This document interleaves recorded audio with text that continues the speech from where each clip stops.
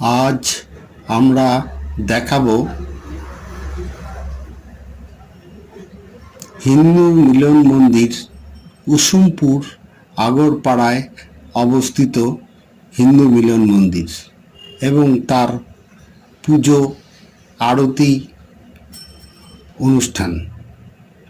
কুসুমপুর হিন্দু মিলন মন্দির স্থাপিত হয়েছিল 1962 খ্রিস্টাব্দে।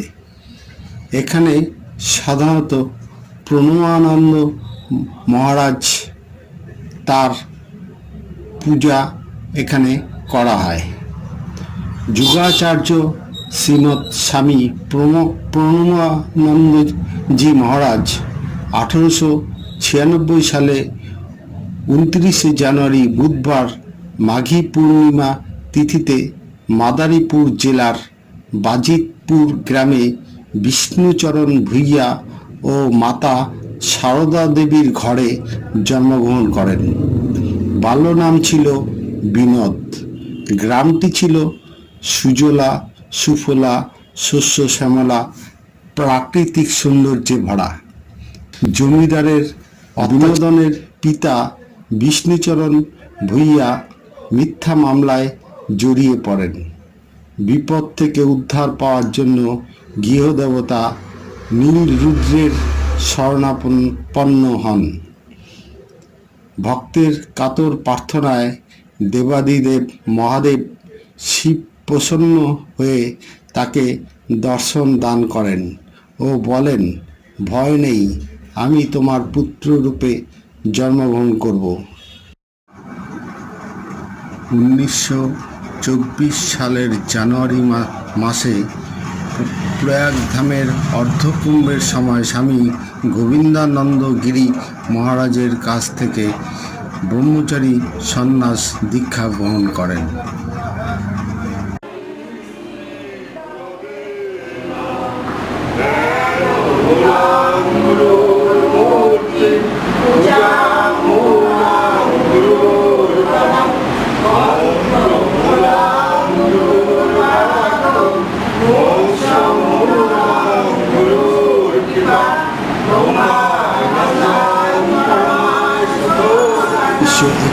সালে 8ই জানুয়ারি মাত্র 45 বৎসর বয়সে তিনি ভারত সেবাশ্রম সংঘ প্রতিষ্ঠা করেন। 1917 খ্রিস্টাব্দে তিনি একটি আশ্রম স্থাপন করেন। 1919 খ্রিস্টাব্দে প্রচণ্ড ঝড়ের ফলে বহু লোক মারা গেলে তিনি সেবার কাজে এগিয়ে আসেন। সেবা কার্য শেষে মাদারীপুরের বিশিষ্ট ব্যক্তিদের অনুরোধে মাদারীপুর সেবাশ্রম স্থাপিত করেন। এর কিছু বছরের মধ্যে খুলনা, নওগাঁ, আশাশুনি প্রভৃতি জায়গাতে সেবাশ্রম স্থাপিত হয়। 1922 খ্রিস্টাব্দে কলকাতার বাগবাজারে ডিসপেন্সারি লেনে ঘর ভাড়া করে কলকাতায় প্রথম আশ্রম স্থাপন করা হয়।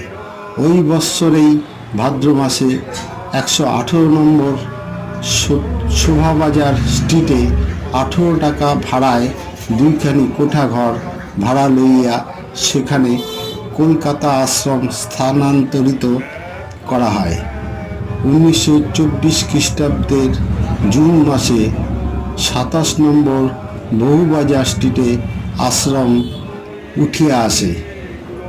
ইংরাজির 1926 খ্রিস্টাব্দে 162 কর্নওয়ালা লিস স্ট্রিটে আশ্রম স্থানান্তরিত হয়।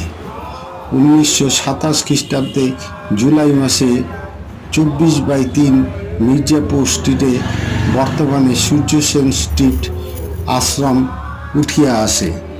পরে বালিগঞ্জে ডিহি শ্রীরামপুর লেনে কয়েক মাস থাকার পর ইংরাজি 1932 খ্রিস্টাব্দে মে মাসে সংঘের প্রধান কার্যালয় 211 রাসবিহারী এভিনিউ বালিগঞ্জে নিজস্ব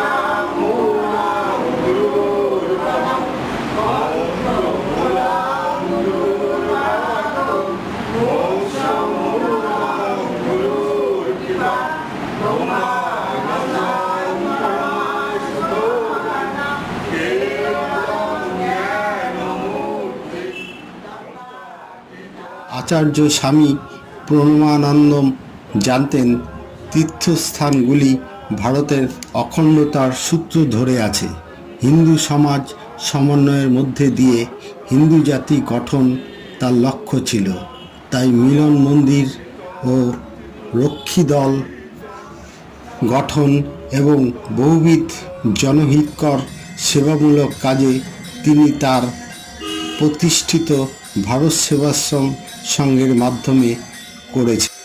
জনকল্যাণে তিনি যেসব কাজ করেছেন তার অন্যান্য ধর্ম ব্যবসায়ীদের দ্বারা দখল হয়ে যাওয়া তীর্থস্থানগুলি উদ্ধারের জন্য তিনি আন্দোলন চালিয়েছিলেন। তীর্থ সংস্কার আদির দ্বারা ভারতের পবিত্র তীর্থগুলির জবরদখল মুক্ত করার জন্য প্রয়াস করেন।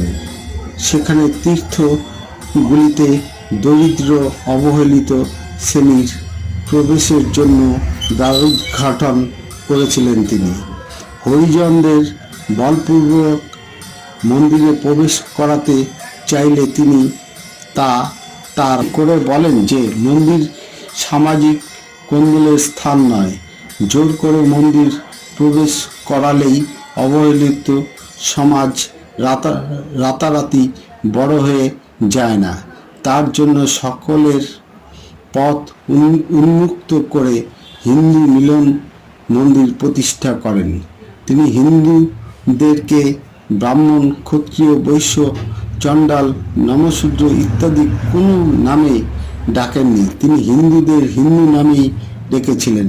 সুন্দর সমাজ গঠনের জন্য তাৎক্ষণিক সমাধানের পথে না গিয়ে তিনি ব্যক্তি চরিত্র নির্মাণ, আদর্শ পরিবার গঠন ইত্যাদিকে সোপান করেছিলেন। তিনি শূদ্রদের পকান্ন চেয়ে খেয়েছেন। তাদের সঙ্গে পঙ্ক্তি ভোজন, ওং সাহা মন্ত্রোচ্চারণ পূর্বক বৈদিক যজ্ঞ তিনি তাদেরকে সঙ্গে নিয়ে করেছিলেন। তিনি বলেছিলেন, হিন্দুদের মধ্যে ব্রাহ্মণ, ক্ষত্রিয়, বৈশ্য, চণ্ডাল আদির কোনো ভেদ নেই। ভারত সেবাশ্রম সংঘ হল ভারতে অবস্থিত একটি হিন্দু দাতব্য বেসরকারি সংগঠন। এটি আচার্য শ্রীমৎ স্বামী প্রণমানন্দজি মহারাজ দ্বারা 1917 সালে প্রতিষ্ঠিত হয়েছিল। সংঘের ভারতে এবং যুক্তরাজ্য, মার্কিন যুক্তরাজ্য, গায়ানা, ত্রিনিদাদ ও টোবাগো, কানাডা, ফিজি, বাংলাদেশ সহ প্রায় 100 আশ্রম রয়েছে।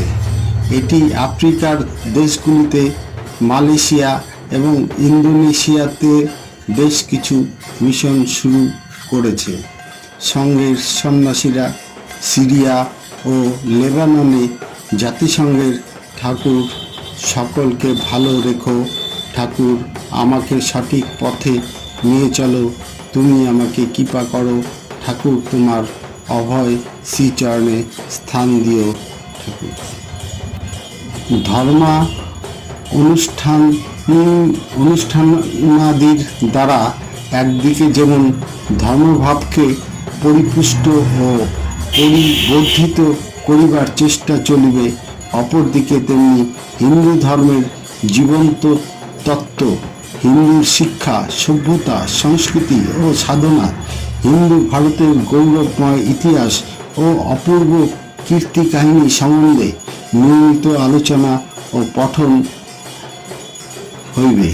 সঙ্গে সঙ্গে হিন্দুর জীবনের বৈশিষ্ট্য, দৈনন্দিন জীবনে প্রতিপাল্য আচরণ, অনুষ্ঠানের রীতিনীতি শিক্ষা প্রদান, বালক ও যুবক দিককে নৈতিক শিক্ষার সঙ্গে সঙ্গে ব্যায়াম চর্চাদের ব্যবস্থা, পাঠাগার, গ্রন্থালয় প্রভৃতি হিন্দুর উন্নতি অভ্যুদয় সাধনের সর্বপ্রকার আয়োজন থাকিবে। এই মিলন মন্দিরেই হইবে হিন্দুর জাতীয় গঠনের মূল কেন্দ্র, যেখানে বর্ণ, শ্রেণী ও বয়স নির্বিশেষে হিন্দু মাত্রেই ধার্মিক, নৈতিক, শারীরিক, ব্যবহারিক প্রভৃতি প্রয়োজনীয় সর্বপ্রকার শিক্ষা ও প্রেরণা লাভ করিয়া খাঁটি হিন্দু হইয়া দাঁড়াইতে পারিবে। যোগাচার্য শ্রীমৎ স্বামী পূর্ণানন্দজি মহারাজ।